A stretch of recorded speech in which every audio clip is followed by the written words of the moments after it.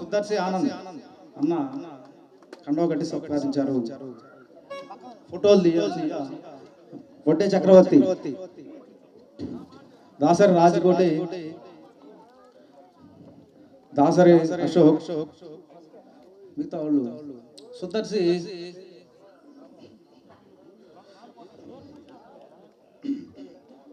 కస్కుర్తి నాగరాజు, బొట్టు బాలకోటయ్య,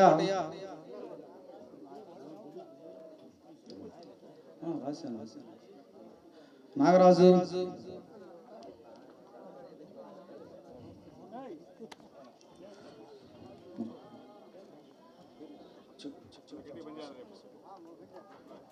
బాలకోటయ్య, బొట్టు బాలకోటయ్య, ఎల్ సతీష్,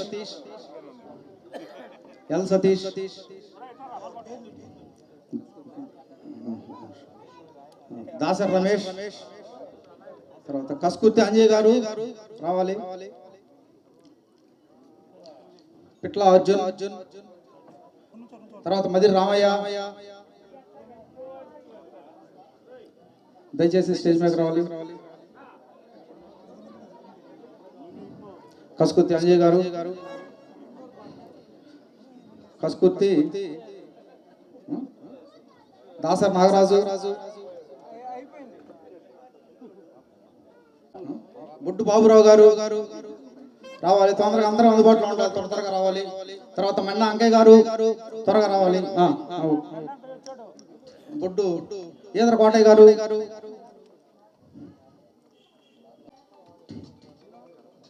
కరవాది విక్రమ్, కస్కుర్తి వంశీ, కస్కుర్తి రవితేజ,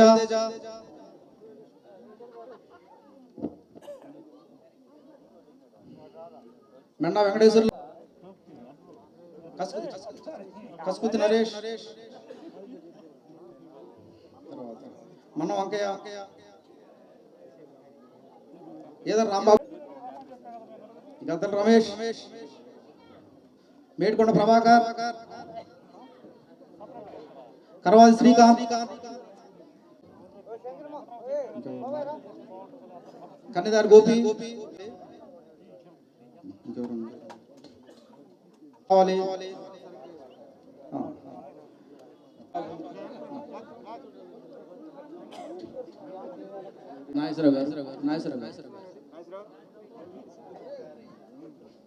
ఈ సమయాన్ని మరి నాగేశ్వరరావు గారికి అప్పచెప్తున్నాం. ప్రీతం నాయకులు గారు మాట్లాడుతున్నారు. అందరికీ నమస్కారాలు. ఈ కార్యక్రమం సభా అధ్యక్షుడు, నగర పార్టీ అధ్యక్షుడు, ఈరోజు తెలుగుదేశం పార్టీ మీద ఒక నమ్మకంతో మన గ్రామంలో, మన కాలనీలో ఈరోజు దగ్గర దగ్గర 60-70 కుటుంబాలు తెలుగుదేశం పార్టీలో వచ్చిన వాళ్ళందరికీ కూడా మనస్ఫూర్తిగా పేరు పేరున నా అభినందనలు తెలియజేస్తున్నాను. భవిష్యత్తులో ఖచ్చితంగా తెలుగుదేశం పార్టీ అన్ని విధాలుగా కూడా మీకు అండగా ఉంటుంది. మీ ఇంట్లో ఏ ఇబ్బంది వచ్చినా కూడా తెలుగుదేశం పార్టీ మీ దగ్గరికి వస్తుందని చెప్పి కూడా మీకు ఈ సందర్భంగా నేను తెలియజేస్తా ఉన్నా. ఎందుకంటే ఆ పక్కన ఉన్నారు, అక్కడ ఉండే పరిస్థితులు కూడా మీ అందరికి కూడా తెలుసు. ఇప్పుడు ఒక మంచి ఉద్దేశంతో ఏదైతే తెలుగుదేశం పార్టీలోకి వచ్చారో ఈ పక్కన కూడా ఉండే పరిస్థితులు కూడా మీకు అర్థమవుతాయి అని చెప్పి కూడా మీకు ఈ సందర్భంగా నేను తెలియజేస్తున్నా. అదేవిధంగా దేవస్థానం డైరెక్టర్ గారు, ఆయన కూడా బాలకోటయ్య గారు కూడా ఈరోజు ఆయన కూడా దీంట్లో పార్టీలో చేరటం చాలా సంతోషం అని చెప్పి తెలియజేస్తా ఉన్నాం. మనం ఒకసారి గమనించుకుంటే 14-19లో అంతకుముందు మీ ఊరు ఎలా ఉందో మీ అందరికి కూడా తెలుసు. ఎందుకంటే చాలా మంది పెద్దోళ్ళు కూడా ఉన్నారు. అది వరకు మీ ఊరు పరిస్థితి ఏంటి, మీ పరిస్థితులు ఎట్లా ఉన్నాయో కూడా తెలుసు. 14లో తెలుగుదేశం పార్టీ అధికారంలోకి వచ్చిన తర్వాత మనకుండే అనేక సమస్యలు ఈ రాష్ట్రంలో ఇబ్బందులు ఉన్నా కూడా మన గ్రామం వరకే 12 కోట్ల రూపాయలు ఆ రోజుల్లో 5 సంవత్సరాల్లో ఖర్చు పెట్టాం. తాగేదానికి నీళ్లు లేకపోతే ఒంగోలు నుంచి కార్పొరేషన్ నుంచి నీళ్లు ఇచ్చాం. అదేవిధంగా రోడ్స్ అన్ని వేసాం, డ్రైనేజీలు కట్టాం. అదేవిధంగా ఈ ఎస్సీ కాలనీలో కూడా దాదాపు మేజర్ పార్ట్ అంతా కూడా రోడ్లు మొత్తం కూడా కంప్లీట్ చేశాం, డ్రైన్లు కట్టాం, స్తంభాలు ఇచ్చాం, అన్నీ కూడా బాత్రూమ్ లేని వాళ్ళకి బాత్రూమ్లు కట్టించాం. అదేవిధంగా ఎస్సీ కార్పొరేషన్ లోన్ నుంచి మన గ్రామంలో 69 మందికి ఎస్సీ లోన్లు ఇచ్చాం. అదేవిధంగా స్థలం ఉండి ఇల్లు కట్టుకోలేక ఇబ్బందులు పడే పేదవాళ్ళకి ఆ రోజు 87 హౌసింగ్లో ఇల్లు శాంక్షన్ చేపించి వాళ్ళందరూ కూడా ఇల్లు కట్టించాం. ఈ రోజు అప్పుడుండే పరిస్థితుల్లో నాకు మన నియోజకవర్గంలో చంద్రబాబు నాయుడు గారు ఎక్కడ ఒక ప్రోగ్రాం పెడదాం అనుకుంటే మన గ్రామంలోనే నాకు ఆ రోజు ఇన్ని పనులు చేశాం, ఇక్కడే పెట్టాలని చెప్పేసి ఆ రోజు ముఖ్యమంత్రిగా చంద్రబాబు నాయుడు గారిని మన కాలనీకి తీసుకొచ్చి ఒక పెద్ద బహిరంగ సభ పెట్టి ఆ రోజు ఒక మంచి కార్యక్రమాన్ని కూడా ఇక్కడ ఏర్పాటు చేయటం జరిగిందని కూడా ఈ సందర్భంగా నేను గుర్తు చేస్తా ఉన్నా. కాబట్టి ఇవన్నీ కూడా మనకు కావాల్సిన పనులన్నీ చేశాం. మీ కాలనీలో దగ్గర 1.5 కోటి పెట్టి పైప్ లైన్ పెడితే 80% కంప్లీట్ అయితే దాన్ని ఆపేశారు, దాన్ని పూర్తి చేయలేకపోయారు. ఈ 5 సంవత్సరాల్లో ఆయన ఎక్కడో ఆడుకుంటా ఉంటాడు, ఎప్పుడో వచ్చినప్పుడు నా ప్యాకేజీ మాదిరి జేబులో తీసి 500, 1000 ఇచ్చేస్తా ఉంటే అతని ముద్దుగా నమ్మే పరిస్థితిలో మన ప్రజలు ఉన్నారు. ఈ రోజు ఎవరికి ఏం చేసామా, మన పరిస్థితి ఏందా, ఎంతవరకు చేస్తున్నారు, తర్వాత మనం ఏం చేస్తే కాలనీకి ఉపయోగపడుతుంది అనేది ఆలోచన అతనికి లేదు. ఏం పని చేశారు, ఏముందిలే పని చేస్తే అది కూడా అన్నాడంట ఫస్ట్ లో, ఆయన అంత డెవలప్ చేశారు, ఆయన ఓట్లేశారు ఈ జనం అని. అట్లాంటి మాటలు కూడా మాట్లాడటం కూడా మనం చూసాం. ఈ రోజు మీకు అందరూ కూడా ఈ రోజు ఒక చక్కగా ఒక సిమెంట్ రోడ్ మీద కూర్చొని మనం ఈ రోజు ఇంత కార్యక్రమాలు చేసుకుంటున్నామంటే ఒక వర్షం పడ్డా ఏది లేకుండా ఉన్నా కూడా మన కాలనీని ఏ విధంగా ఆ రోజు ఉండే పరిస్థితుల్లో మీరు వచ్చినా రాకపోయినా ఈ రోజు కమ్యూనిటీ హాల్ కానీ చర్చి డెవలప్మెంట్ కానీ ఇవన్నీ కూడా ఆ రోజు తెలుగుదేశం టైంలో ఇన్ని కార్యక్రమాలు చేశాం. రేపు వచ్చిన తర్వాత మిగతాది ఏదైతే 80% నీళ్ళది కంప్లీట్ కాలేదో అది కూడా కంప్లీట్ చేస్తాం. తప్పకుండా అన్ని విధాలుగా కూడా ఈ గ్రామాన్ని ఆదుకుంటామని చెప్పేసి కూడా మీకు ఈ సందర్భంగా మేము తెలియజేస్తా ఉన్నాం. ఇక్కడ ఎంతో మంది కూడా ఉండడానికని చెప్పి మన కొప్పోల్లోనే ఈరోజు 5-10 నిమిషాల్లో ఒంగోలు పోయే పరిస్థితి కూడా డబుల్ రోడ్లు వేసాం. డబుల్ రోడ్లు వేస్తే దాని మీద గుంటలు పడితే ఇప్పుడు దగ్గర సంవత్సరం నుంచి 2 సంవత్సరాల నుంచి నేను తిరుగుతూనే ఉన్నా. ఆ గుంటలకు మట్టేసే చేత కాలేదన్నమాట. కనీసం ఆ గుంటలు పూడవడానికి కూడా రోడ్లు అంత పెద్ద చేశారు, కనీసం గుంటలన్నా పూడ్చే చేతగానే ఎమ్మెల్యేని 5 సార్లు మన నియోజకవర్గం ప్రజలు గెలిపించారంటే మీరు అర్థం చేసుకోవాలని చెప్పి కూడా మేము తెలియజేస్తా ఉన్నాం. మాకేం కాదు, మీకు ఏదన్నా జరగాలి అన్నప్పుడు అభివృద్ధి జరగాలి, మా ఇంట్లో పనులు జరగాలి, మాకు కూడా ఎస్సీ లోన్లు 2-3 లక్షలు వచ్చిందంటే ఏదో ఒక వ్యాపారం చేసుకుంటా ఏదో ఒక పనులు చేసుకోవడానికి అవకాశాలు ఉంటాయి, ప్రభుత్వం ఇస్తుందని చెప్పి ఇలాంటివన్నీ కూడా మీరు ఆలోచించుకోవాలి. మాకేమైతే మంచి చెడు అనేది ఒకటి ఆలోచించుకోవాలి. ఈరోజు అక్కడేమో ఒక్క అవకాశం అని చెప్పిన ఆడ సైకో జగన్ రెడ్డిని ముఖ్యమంత్రిని చేశారు. ఆయన ఎన్నికల ముందు నవరత్నాలు అని చెప్పేసి అన్ని అబద్ధాలు ఆడాడు. మద్య నిషేధం చేస్తాం, 45 సంవత్సరాలకే పెన్షన్ ఇస్తాం, మీ బిడ్డలు ఎంతమంది ఉంటే అంతమందికి ఉచితంగా చదివిస్తాం, గవర్నమెంట్ వాళ్ళకి సిపిఎస్ రద్దు చేస్తాం, అదేవిధంగా కరెంటు ఛార్జీలు పెంచాం. ఒకటి కాదు అతను చెప్పి అన్ని మాయ మాటలు చెప్పాడు. ఈ రోజు ఒక్క టన్నా కూడా అతను నెరవేర్చాడు అని చెప్పి కూడా మీరు అర్థం చేసుకోవాలని చెప్పి తెలియజేస్తా ఉన్నాం. ఈ రోజు పూర్తిగా మద్యమేమో మద్య నిషేధం బదులు దొంగ మద్యం అమ్ముతున్నాడు. ఈ రోజు ఆ మద్యానికి ఎంతమంది ఈరోజు చనిపోయారో, ఎంతమంది కుటుంబాల్లో ఇబ్బందులు పడ్డామో మనం చూసాం. ఎందుకంటే ఆడ 10 రూపాయలు 100 రూపాయలకి చేసేది తీసుకొచ్చి 1000 రూపాయలకి అమ్మాడు. ఆ 100 రూపాయలు నాణ్యత లేని మందంతా కూడా తాగి ఈరోజు ఎన్నో కుటుంబాలు ఈరోజు రోడ్డు మీద పడ్డాయి. దాని లేదు, కనీసం ఏదైనా తుఫాన్లు వచ్చో లేదా పరిస్థితులు వచ్చో మన వర్షాలు పడితే రైతులు ఇబ్బందులు పడుతున్నాయంటే కనీసం చూసే పాపను పోలా, ఇంట్లో కూర్చోవటం, ఇంట్లోనే ఎక్కడెక్కడ ఏ ఆస్తులు ఉన్నాయో, ఏ జిల్లాలో ఏది ఇక్కడ దానికి కావాల్సిన వస్తువులు ఉన్నాయో దాన్ని దోచుకోవడానికి తప్పితే ప్రజలు ఎక్కడ ఇబ్బందులు పడ్డారో ఆ పరిస్థితులను కూడా చూసుకోలేని ఈ సైకో ముఖ్యమంత్రి. ప్రజలు ఏంటంటే ఆ రోజు జగన్మోహన్ రెడ్డి కొడుకు కదా ఏదో తెగ చేస్తాడని చెప్పి ఒక్క అవకాశం కదా చూద్దామని చెప్పేసి 151 సీట్లు ఇస్తే ఈరోజు ఆ 151ని ఆయన ఇష్టం వచ్చినట్టు క్యారమ్ బోర్డులో ఆడుకుంటే మన కాయ నెట్టిపోద్దో ఆ విధంగా ఒకని గిద్దలూరు పంపటం, ఒకని ఎర్రగొండపాలెం వాడిని ఇక్కడ తీసుకురావటం, ఇక్కడి నుంచి ఇంకో నియోజకవర్గం పంపటం. ఎందుకంటే ఈ 5 సంవత్సరాల్లో ప్రజల దగ్గర లేరు. ప్రజల్లో ఆ గ్రామాల్లో ఏం చేశారో రేపు ప్రజల దగ్గరికి వెళ్ళినప్పుడు చొక్కా పట్టుకొని అడుగుతారు ఖచ్చితంగా, నువ్వు ఏం చేసావయ్యా మళ్ళా ఓటుకు వస్తున్నావు కాబట్టి అని చెప్పేసి అడుగుతారని చెప్పి ఇతని నుంచి తీసుకెళ్ళి ఇంకో దగ్గర వేస్తే అక్కడ కొత్త అవుతాడు, ఇతను ఏదో చేస్తాడని చెప్పి ఉద్దేశంతో జగన్మోహన్ రెడ్డి రాష్ట్రం అంతా కూడా ఇక్కడ ఎక్కడి నుంచి అక్కడికి, అక్కడి నుంచి ఇక్కడికి మార్పులు జరుగుతూ ఉన్నాయి. ఇక్కడ మన క్యాండిడేట్ని చూసాం, నెల నుంచి హైదరాబాద్లో అంకితం అయ్యాడు. విజయవాడకి వస్తాడు, విజయవాడ నుంచి హైదరాబాద్ వెళ్తాడు. ఏంద్రా విషయాలంటే రోజు పేపర్లలో టీవీలలో మీరు అందరూ కూడా చూస్తున్నాం మనం. 25 పట్టాలు ఇస్తేనే ఒంగోలు వస్తాడంట, లేకపోతే రాడంట. 25,000 పట్టాలు ఇస్తేనే వస్తాడంట. 4 సంవత్సరాల 9 నెలలు ఇతను నిద్రపోయాడని నేను అడుగుతున్నా. ఒకసారి 2 సంవత్సరాలు మంత్రిగా ఉన్నాడు. సరే, 1 సంవత్సరం కోవిడ్ వచ్చింది, అందరూ ఇళ్లలో ఉన్నాం, బయటికి రావడానికి లేదు. అయిపోయిన తర్వాత నా బంధువు, నేను ఇంట్లోకి చక్కగా వెళ్ళిపోతా, నాకేమి పర్మిషన్లు కానీ లేకపోతే టైం కానీ ఇవన్నీ బల్లా, మేము నేరుగా సీఎం ఇంటికి పోయి మాట్లాడేంత స్వతంత్రం ఉంది అనే వ్యక్తి 10 రూపాయలు డబ్బులు తీసుకొచ్చి ఏం చేయాలా, పట్టాలు ఇవ్వాలంటే పట్టాలు ఇవ్వటం, టిట్కోలు ఉంటే టిట్కోలు కంప్లీట్ చేయటం, ఏదో ఒకటి పని చేయాల్సిన బాధ్యత లేదు.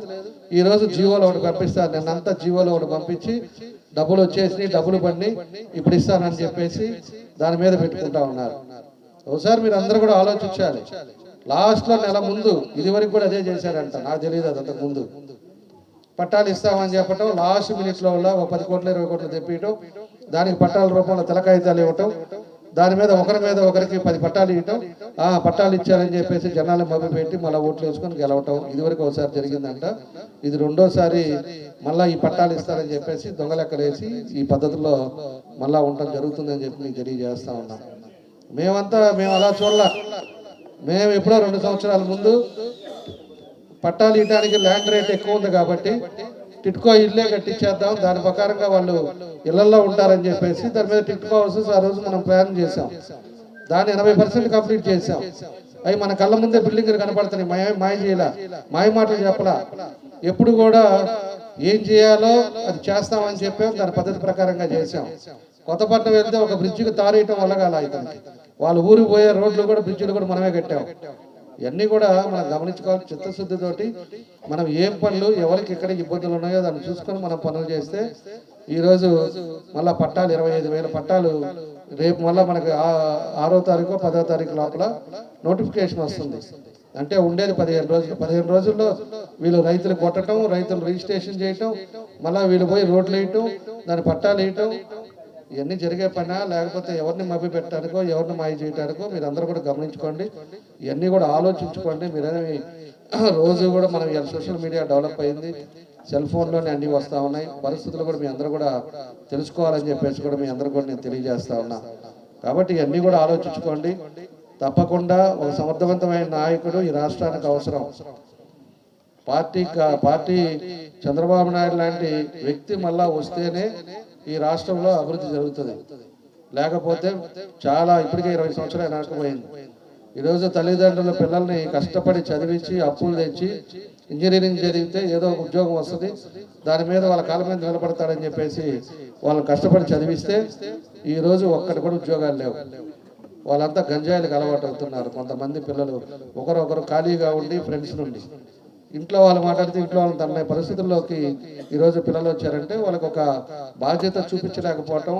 ప్రభుత్వం అయిన తర్వాత జాబ్ క్యాలెండర్ ఇస్తాం, ఇంతమందికి ఉద్యోగాలు ఇస్తామని చెప్పేసి చెప్పిన వ్యక్తి ఒక్కడు కూడా ఉద్యోగాలు ఇవ్వకుండా అప్పుడు వచ్చిన కంపెనీలన్నీ కూడా పూర్తిగా ఈరోజు పోవటానికే దీని కారణాలని చెప్పి కూడా మీకు తెలియజేస్తున్నా. ఒక్క కంపెనీ వల్ల ఆ రోజు తెలుగుదేశం టైంలో ఎన్నో కంపెనీలు తీసుకొస్తే మన దగ్గర 25,000 కోట్లతోటి పేపర్ మిల్ ఇక్కడ శాంక్షన్ చేయించే ఫౌండేషన్ వేస్తే అది కానీ అయిపోయి ఉంటే సంవత్సరానికి 16,000 మంది ఉద్యోగాలు వచ్చాయి. మనకు కూడా ఇబ్బందులు ఉండేది, రెవెన్యూ కూడా పెరిగేది రాష్ట్రంలో. దాన్ని వదిలేసి వాళ్ళని ఏదో బెదిరించి వాళ్ళు డబ్బులు అడిగేకి వాళ్ళ కంపెనీ కూడా ఎత్తేసి మూసేసి వాళ్ళంతా కూడా ఈరోజు గుజరాత్లో పెట్టుకున్నారు. అదేవిధంగా కియా వాళ్ళు ఉంటే మన ఫ్యాక్టరీ ఆ టైంలో అనంతపూర్లో కియా కార్ల ఫ్యాక్టరీ పెట్టిస్తే తర్వాత స్పేర్ ఫ్యాక్టరీ పెట్టాలి సరిపోవట్లేదని చెప్పి అడిగితే దాన్ని వాళ్ళని బెదిరించి వాళ్ళని ఎంతో కొంత అడిగేటప్పుడు వాళ్ళు వెళ్ళిపోయి ఈరోజు తమిళనాడు కర్ణాటక బార్డర్లో వాళ్ళ ఫ్యాక్టరీ పెట్టుకున్నారు. ఇలాంటివన్నీ పెట్టుకుంటే మనకు ఉద్యోగాలు వస్తాయి, దాని మీద ఇన్కమ్ సోర్స్ వస్తుంది. తర్వాత రాష్ట్రాన్ని ఆ వచ్చిన డబ్బులతో ఇంకా 4 పనులు చేసుకోవచ్చు. దానికి కూడా దిక్కులేదు. ఈరోజు గుడ్లకమ్మ గేట్లు ఈ రోజుకి మూడు కోట్లు అయితే ఆ గేట్లు రిపేర్ అవుతాయి. అయితే దాని ఇంతవరకు 4 సంవత్సరాల నుంచి గేట్లే చేయాలి. 2 టీఎంసీ వాటర్ సముద్రంలోకి పోయినాయి. మనకు రేపు ఒకవేళ పడితే రైతులకు కానీ తాగేదానికి నీళ్లు కావాలంటే ఎక్కడి నుంచి వస్తాయి? అతను పోయి అక్కడ ప్యాలెస్లో కూర్చొని ఎక్కడెక్కడ వసూలు చేసుకోవాలో ఆ పద్ధతిలో అతను ఉన్నాడు. రాష్ట్రంలో ఏం జరుగుతుంది, పరిస్థితులు ఏంటి అనేది కూడా మీ అందరూ కూడా అర్థం చేసుకోవాలని చెప్పి కూడా ఈ సందర్భంగా తెలియజేస్తా ఉన్నా. ఇప్పటికే చాలా టైం అయింది కాబట్టి ఏదైనా ఒక మంచి ఉద్దేశంతో ఈరోజు తెలుగుదేశం పార్టీలో చేరిన వీళ్ళందరికీ కూడా మనస్ఫూర్తిగా నా అభినందనలు తెలియజేస్తున్నా. తప్పకుండా కూడా తెలుగుదేశం పార్టీ వాళ్ళ కంటం ఉన్నది. దీంట్లో మన నరేష్ కూడా మన కార్పొరేటర్గా అతను ఓడిపోలా, దాన్ని పెద్ద చేశారు. నేను ఆఫీస్లో ఉన్నప్పుడు నాకు పోలీసు వాళ్ళే ఫోన్ చేసి 12 కార్పొరేటర్లు దాదాపు అయిపోయింది సార్, అనౌన్స్ చేశారు సార్ అని చెప్పారు. సరే మంచిదే కదా అని చెప్పేసి నేను చూసే లోపలే మళ్ళీ రీకౌంటింగ్ అని చెప్పి ఆ కౌంటింగ్ అని చెప్పేసి మన వాళ్ళని బెదిరించి గందరగోళం చేసి కొన్ని దగ్గర ఒక 3 కార్పొరేటర్లను కూడా ఇబ్బందులు పెట్టారు. అంటే ఎలక్షన్ ఎట్లా చేయాలా, రాజకీయాలు ఎట్లా చేయాలనేది ఈ 4 ఏళ్లలో చూపించారు. సరే రేపు దాన్ని ఎట్లా చేయాలనేది కూడా రేపు మన పార్టీ వస్తే ఎట్లా చేయాలో మనం కూడా చేస్తాం. కొత్తపట్నం పరిపాలన ఉంటే మన వాళ్ళని ఏజెంట్లు కూడా కూర్చొని నామినేషన్ వేస్తే నామినేషన్ కాగితాలు ఇస్తారు. అంటే ఇది ఏమన్నా శాస్త్రం కాదు. ఎవరికి అధికారం అనేది 5 సంవత్సరాలు మారుతూ ఉంటుంది, వస్తూ ఉంటుంది. వాళ్ళు ఎట్లా చేయాలో చూపించారు కాబట్టి రేపు నామినేషన్ అప్పుడు, రేపు ప్రభుత్వం అప్పుడు మనం ఎలా చేయాలో, మన కౌంటింగ్ ఎట్లా చేయాలో ఆ విధంగా ఆ పద్ధతిలోనే మనం చేస్తాం. తప్పకుండా తెలుగుదేశం పార్టీని, తెలుగుదేశం పార్టీ కుటుంబ సభ్యుల్ని అందరినీ కూడా కాపాడుకుంటామని చెప్పి కూడా మరోసారి మీ అందరికి కూడా తెలియజేస్తూ, మీ అందరికీ మన నరేష్ గారు, అదేవిధంగా రామ్సాంగ్ గారు వాళ్ళ ఫాదరు, వాళ్ళందరూ కూడా మంచి కార్యక్రమాన్ని ఏర్పాటు చేసి మమ్మల్ని అందరూ కూడా తెలిసినందుకు మనస్ఫూర్తిగా వాళ్ళకి అందరికి కూడా నా అభినందనలు తెలియజేస్తూ సెలవు తీసుకుంటున్నాను. ఇది తెలుగుదేశం పార్టీ పూర్తిగా గర్వపడాల్సిన, సంతోషపడాల్సినటువంటి సమయం ఖచ్చితంగా. ఇక్కడ ఇంత గొప్ప కార్యక్రమాన్ని ఇక్కడ ఏర్పాటు చేసే నరేష్ ని దామచల జనార్దన్ గారు ఎల్లవేళలా గుర్తుపెట్టుకుంటారని మీకు తెలియజేస్తాను. ఎందుకంటే పెద్దలందరూ కూడా మాట్లాడారు. ఎస్సీ కాలనీలు, మాలా మాదిగ వర్గాలంటే జగన్మోహన్ రెడ్డికి ఓట్ బ్యాంక్ లాగా ఉపయోగపడతా ఉన్నారు. ఈ ప్రాంతంలో మార్పు ఇవాళ తెలుగుదేశం పార్టీలో చేరేదానికి రావటం కానివ్వండి, ఈ టైంలో కూడా ఇంతమంది ఇక్కడ గ్యాదర్ అయి ఉండటం కానీ, రేపు రాబోయేటువంటి రోజుల్లో దామచల జనార్దన్ గారు మంచి మెజార్టీతో గెలవబోతున్నారు దానికి మీరు ఇక్కడ గ్యాదర్ అయినటువంటి ఈ సంఖ్య తెలియజెప్తా ఉంది. రేపు జరిగేటువంటి ఎన్నికల్లో మనం ఖచ్చితంగా గమనించుకోవాలా, 2 అభ్యర్థులేగా పోటీ చేశారు. ప్రధానంగా తెలుగుదేశం పార్టీ తరఫున దామచల జనార్దన్ గారు పోటీ చేస్తారు. వైఎస్ఆర్ పార్టీ తరఫున బహుశా బాలినేని శ్రీనివాసరెడ్డి గారు పోటీ చేయొచ్చు. ఆయన 1999 సంవత్సరం నుంచి ఒక 5 సంవత్సరాలు తప్ప దాదాపుగా శాసనసభ్యుడిగా ఉన్నాడు, మంత్రిగా కూడా పనిచేశాడు. ఒక్కసారి మీ ఆశీస్సులతోటి దామచల జనార్దన్ గారు ఒంగోలు శాసనసభకి ఎన్నికయ్యారు. 3 సార్లు పోటీ చేసిన సందర్భాల్లో మీ ప్రాంతంలో ఒక్కసారి గెలిచిన ఎమ్మెల్యే అభివృద్ధి చేశాడా, 5 సార్లు గెలిచిన ఎమ్మెల్యే అభివృద్ధి చేశాడనేది మీరు ఇద్దరిని బేరీజు వేసుకోండి. మనం ఎవరికి కట్టు బానిసలం కాదు. మన ప్రాంతాన్ని, మన ఆర్థిక పరిస్థితుల్ని ఎవరైతే మెరుగుపరుస్తారో వాళ్ళ వైపే మనం ఓటు వేయాల్సినటువంటి అవసరం ఉంది. మీరు వేసేటువంటి ఓటు రాబోయే 5 సంవత్సరాలకి రాష్ట్ర భవిష్యత్తుని నిర్ణయిస్తున్న విషయాన్ని మనం గుర్తుపెట్టుకోవాలి. దామచల జనార్దన్ గారిని అభివృద్ధి చేస్తే జగన్మోహన్ రెడ్డి ఎప్పుడు చెప్తా ఉంటాడు కదా, ఎస్సీలు నా ఆఫీసులను గుండెలో బాదుకుంటా ఉంటాడు. ఆయన శాంక్షన్ చేసినటువంటి వర్కులు కూడా ఆపినటువంటి పరిస్థితి, ఆ అభివృద్ధి జరగకుండా చేసినటువంటి పరిస్థితి ఈ బాలినేని శ్రీనివాసరెడ్డి గారు ఈ టైంలో ఉన్నటువంటి మీరు కనుక గమనించుకుంటే అర్థమవుతా ఉంటుంది. అభివృద్ధి కావాలనుకుంటే తప్పనిసరిగా దామచల జనార్దన్ గారిని గెలిపించాలి. తెలుగుదేశం ప్రభుత్వం మాత్రమే ఖచ్చితంగా పేద ప్రజల సంక్షేమం కోసం, ఈయనతో నేను బాగా దగ్గరగా ఉంటా. నాకు ఇతను చూస్తూ ఉంటే ఆశ్చర్యం అనిపిస్తూ ఉంటుంది. పేదల పక్షపాతి. ఎక్కడ వీళ్ళు మనకు ఓటేసారా లేదా అంటే ఎన్నికలు అయిపోయినాయి కదా, ఓటేసారా లేదా అనేది అసలు మైండ్లో రీచ్ చేసుకోండి. అరే వాళ్ళు ఇబ్బంది పడుతున్నారు కదా, పేదవాళ్ళు కదా, ఆ ప్రాంతాన్ని అభివృద్ధి చేయాలి కదా. అరే అక్కడ రోడ్లు లేవే, అక్కడ బిల్డింగ్లు లేవే, అక్కడ కమ్యూనిటీ హాల్స్ లేవే, అక్కడ తాగడానికి నీళ్ళు లేవే, అరే ఇంటికి కుళాయిలు లేవే, వీళ్ళు నివసించడానికి ఇల్లు లేవే. ఇట్లా నిత్యం కూడా ఇదే తపన పడతా ఉంటాడు. ఇటువంటి తప్పన పడే వ్యక్తిని మనం 2019 సంవత్సరంలో మనం గెలిపించుకోలేకపోవటం నిజంగా అంతకంటే బాధాకరమైన విషయం ఇంకోటి లేదు. అందరూ రాష్ట్రం అంతా కూడా ట్రాప్ లో పడిపోయారు, జగన్ ట్రాప్ లో. ఒక్కసారి అవకాశం ఇస్తే ఈ రాష్ట్రాన్ని 20 సంవత్సరాలు జగన్మోహన్ రెడ్డి వెనక్కి తీసుకెళ్లిన విషయం మీ అందరికీ తెలుసు. కాబట్టి మీరందరూ కూడా ఆలోచించుకోండి. ఈ రోజున తెలుగుదేశం పార్టీలో ఈ అంబేద్కర్ కాలనీలో చేరికలు జరుగుతున్నాయంటే రేపు రాబోయేటువంటి తెలుగుదేశం పార్టీ ప్రభుత్వానికి పునాది ఈ మీటింగ్ అని చెప్పేసి కూడా నేను మీకు తెలియజేసుకుంటా ఉన్నాను. ఇందాక మన కామేపూర్ శ్రీని గారు చెప్పారు బాలయోగి గారి గురించి. ఒక ఎస్సీని లోక్సభ స్పీకర్ చేస్తే ఆయన కూడా మన ఇబ్బందులను గమనించి ఇప్పుడు మనం వస్తున్నటువంటి ఫ్లైఓవర్, రైల్వే ఫ్లైఓవర్ ఆయన శాంక్షన్ చేసిందనే విషయాన్ని మీరు గుర్తుపెట్టుకోవాలా.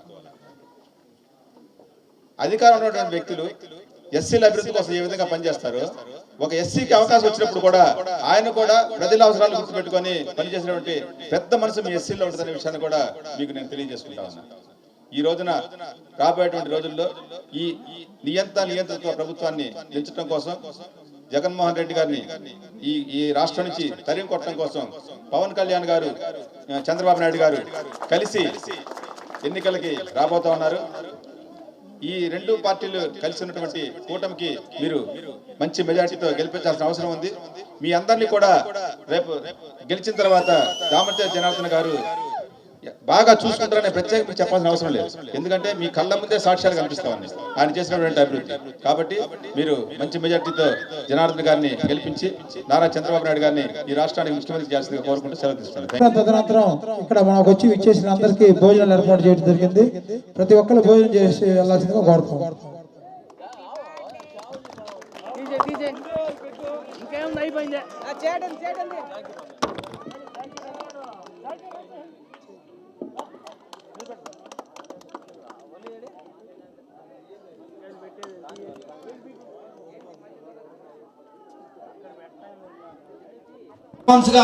మరి ఇక్కడ సెలబ్రేషన్ చేయడం ఇంకా మరీ సంతోషంగా ఉంది.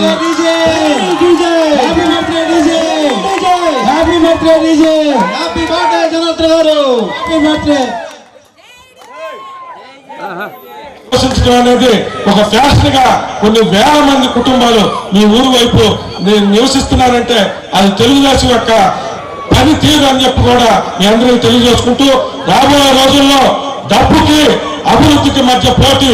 మేము డబ్బులో జనార్దన్ గారు గెలవలేకపోవచ్చు. మీ అందరి అభిమానంతో రాబోయే ఎన్నికల్లో మీ అందరూ కూడా జనార్దన్ రావు గారిని అత్యధిక మెజార్టీతో గెలిపించాలని, గొప్పల చరిత్రని తిరిగి రాయాలని చెప్పి కూడా కోరుకుంటూ నాకు ఈ అవకాశం ఇచ్చిన మీ అందరి దగ్గర సెలవు తీసుకుంటున్నాను.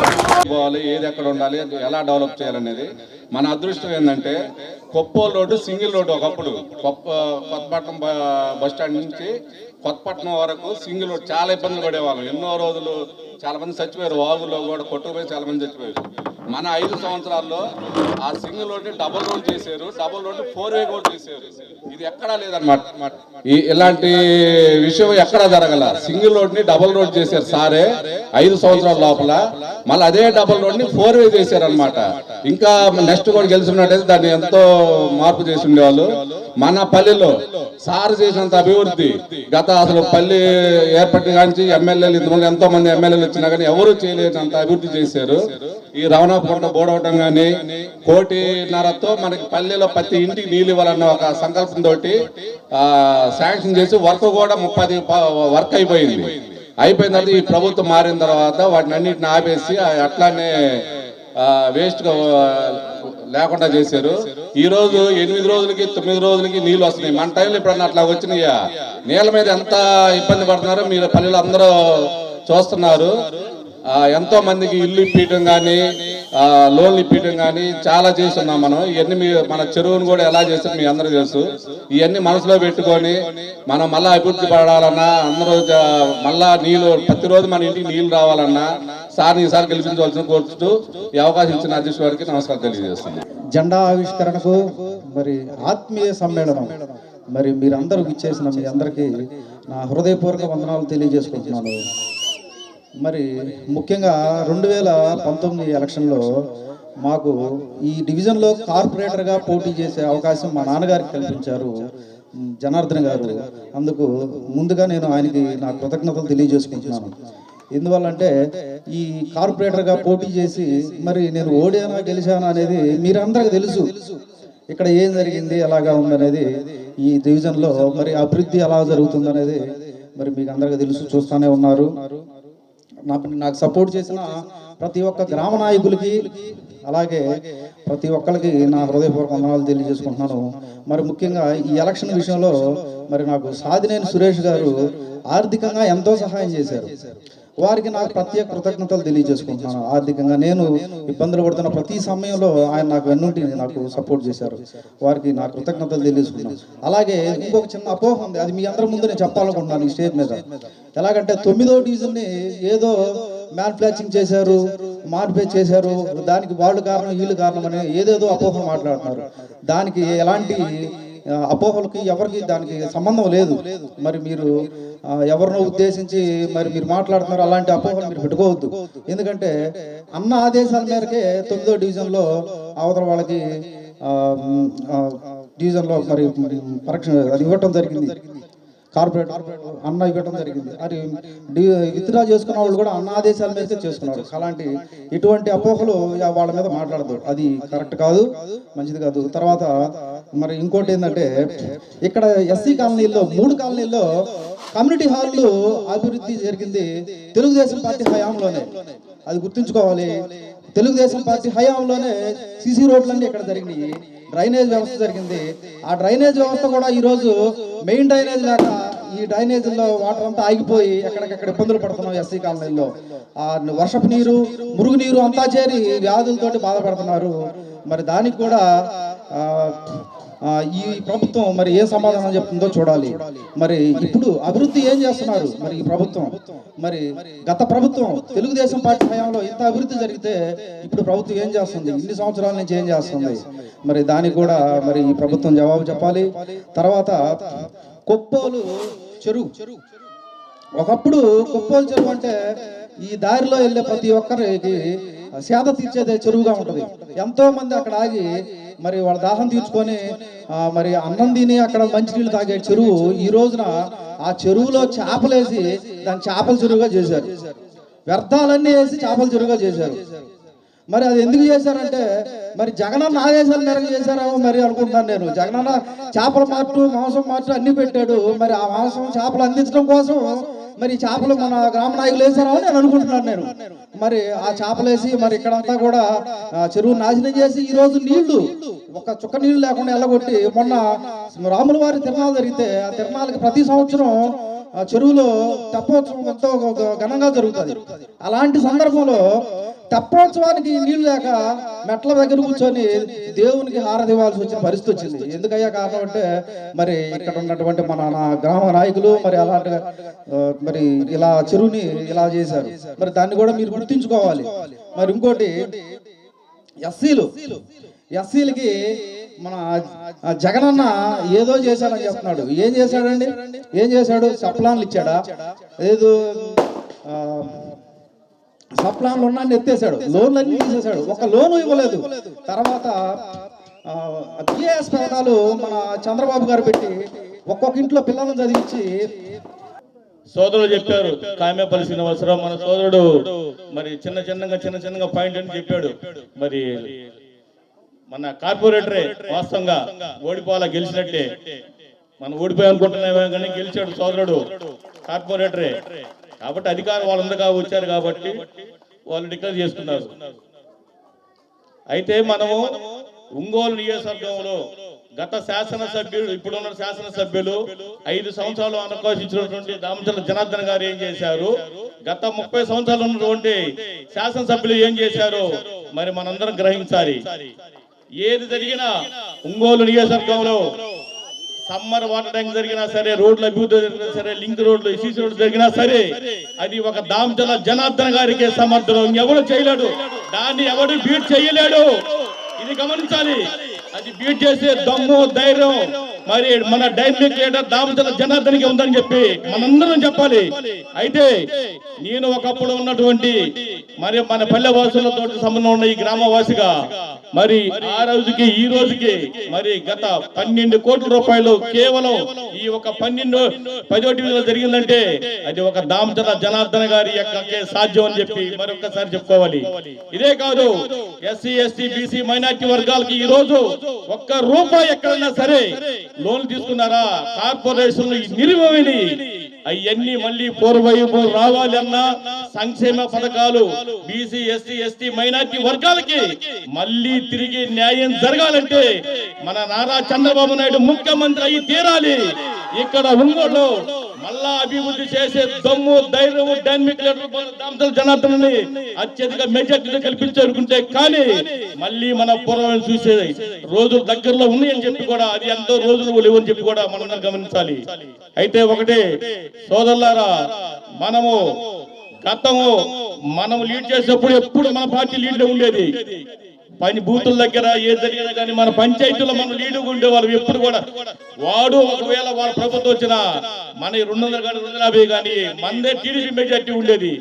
కానీ ఈ నెక్స్ట్ రేపు ఎప్పుడు ఎలక్షన్ జరిగేది ఒంగోలు నియోజకవర్గంలో దాదాపుగా 30,000 పై చినుకులు ఒక్క ఓటు తగ్గడానికి రాకుండా మనం చూపించాలని చెప్పేసి ఈ 10వ డివిజన్ లో మరి ఈ రోజు మీ అందరికీ ఒక రాష్ట్ర కార్యదర్శిగా వచ్చినందుకు నేను నిలబడి మీ అందరూ నిన్నందుకు మరి దామచల జనార్దన్ గారికి కృతజ్ఞతలు చెప్తూ, అలాగే నాకు అవకాశం ఇచ్చినటువంటి మన సోదరులందరూ కూడా మరి ప్రత్యేక అభినందనలు తెలుపుతూ సెలవు తీసుకుంటున్నాను. మన జనార్దన్ గారు ప్రతి కాలనీలో ఎస్సీ కాలనీస్ కానీ ఎస్టీ కాలనీస్ ప్రతి కాలనీలో కూడా ఆయనే చేశాడు. ఆయన గోల్డ్ స్పూన్. ఈ బాలినేని శ్రీనివాసులు రెడ్డి ఏం చేశాడో ఒకసారి ఆలోచించుకోండి మీరు. బాలినేని శ్రీనివాసులు రెడ్డి అడుక్కున్నాడు, అడగపోయి 180 కోట్లు మొన్న రిలీజ్ చేశారు. ఎంత? ఒక సెంటు భూమి ఏమండి, ఒక సెంటు భూమి సరిపోతుందండి? ఎంతమంది పిల్లలు ఉంటారు ఒక ఇంట్లో? దళితులు కానీ ఇంకోళ్ళు కానీ బీసీలు కానీ ఎస్సీలు కానీ ఎస్టీలు కానీ ఎంతమంది ఉంటారండి? వాళ్ళకి ఒక సెంటు భూమి, ఆ సెంటు భూమి ఇస్తే సరిపోతుందండి? సరిపోతుందా? చెప్పండి అమ్మా, సరిపోతుందా? సరిపోదు కదా. ఒక సెంటు భూమి సరిపోతుందా? భూమి ఇస్తే సరిపోతుందా? ఇల్లు కట్టించాం, టిట్కో ఇళ్ళు. జనార్దన్ గారి టైంలో 15,000 గృహాలు నిర్మించాడు. నిర్మించే టైము సరిపోలేదు కాబట్టి ఎలక్షన్స్ వచ్చాయి. లేదంటే ఆయన ఉంటే ఆయనే మళ్ళా ఎమ్మెల్యే గెలిస్తే తెలుగుదేశం పార్టీ అధికారంలోకి వస్తే ఆయన 15,000 మందికి ఇళ్ళు ఇచ్చేవాడు. దొంగలు వీళ్ళు, వైసీపీ వాళ్ళ దొంగలు. నాడు ముద్దులు నేడు గుద్దులు. అంతేనా? ఏమ్మా చెప్పలేదమ్మా? ఏందమ్మా మాట్లాడరేంది? తల్లులారా మాట్లాడండి. ఏందమ్మా ఇది? ఆలోచించుకోండి. దళితులకు న్యాయం చేసింది తెలుగుదేశం పార్టీ. సోదరుడు చెప్పాడు, ఎవరు? కామెపల్లి శ్రీనివాసరావు గారు. నాడు ఆ రోజున బాలయోగ్ గారిని స్పీకర్, లోక్సభ స్పీకర్ అంటే మామూలు విషయం కాదమ్మా, మామూలు విషయం కాదు. ఆలోచించుకోండి మీరు. దళితులకు న్యాయం చేసింది ఎవరు? తెలుగుదేశం పార్టీ. స్వర్గీయ ఎన్టీఆర్ ఉన్న చంద్రబాబు నాయుడు గారు ఈరోజు మాజీ ముఖ్యమంత్రి కావచ్చు. ఆయన విజన్ ఉన్న ముఖ్యమంత్రి. ఆలోచించుకోండి. దళితులకు న్యాయం జరగాలంటే ఎన్నో కార్పొరేషన్లు చేశాడు. ఏది? దళితుల్ని 3 భాగాలుగా విభజించాడమ్మా. ఎవరు? జగన్మోహన్ రెడ్డి 3 చేశాడు.